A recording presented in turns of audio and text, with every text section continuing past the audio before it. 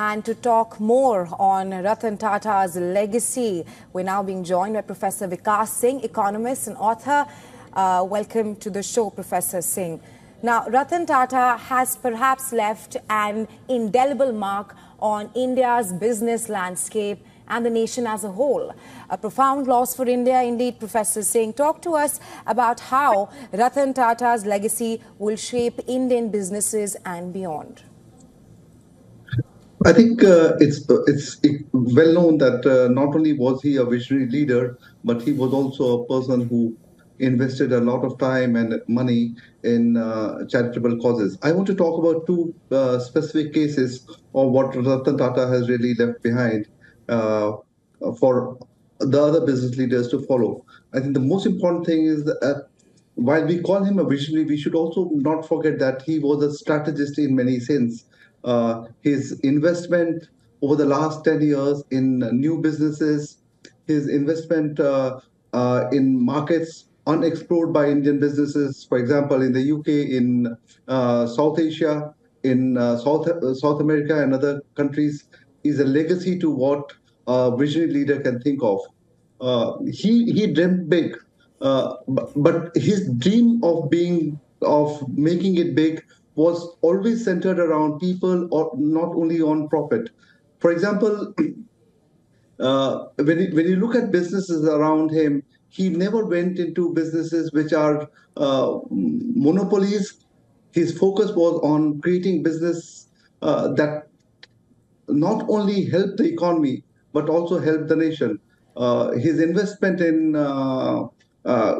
the UK for Chorus, for the steel business, as well as for the automobile business, is a testimony to what he has been able to do. He faced setbacks, but he never withered. He went on investing in businesses which he believed in the long term. Yes.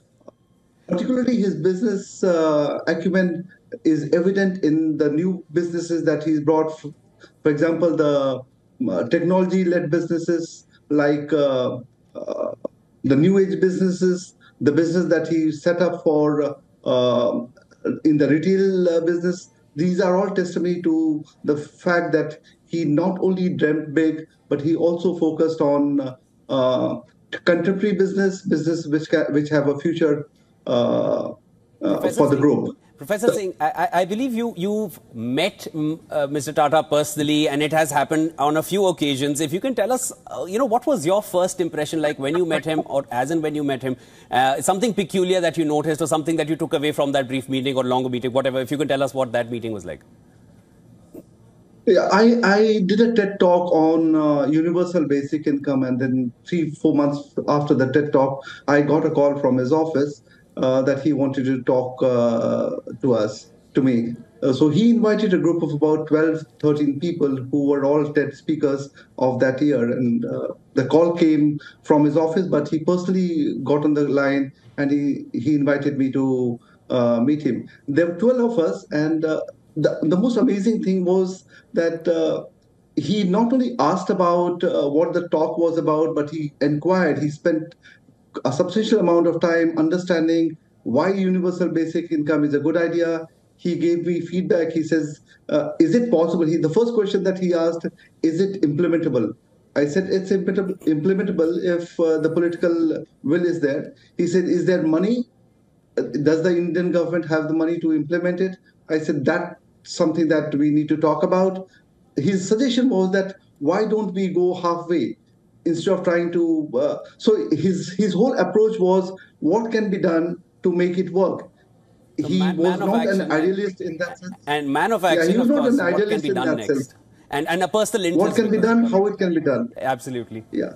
The second time I met him was when I went to judge a startup at a startup conclave, and he was there. He was full of energy at the age of 83, 84. Oh, that was recent. And I wondered. That was recently, and I wondered, and I said that I'm so happy that you are mentoring these people and you are guiding them. And he said something that will always remain with me. He said that, Professor, I'm not here to mentor. This is reverse mentoring. I'm the one who's getting mentored by these young people. They have ideas. No, absolutely. I mean, I'm sure people around the world would have so many stories of their interactions and how he's influenced them. Even if they've never met him, his quotes were so influential for so many people. Thank you so much for joining us, Professor Vikas Singh. Of course, this is a legacy which will live on. Thank you so much for having me here.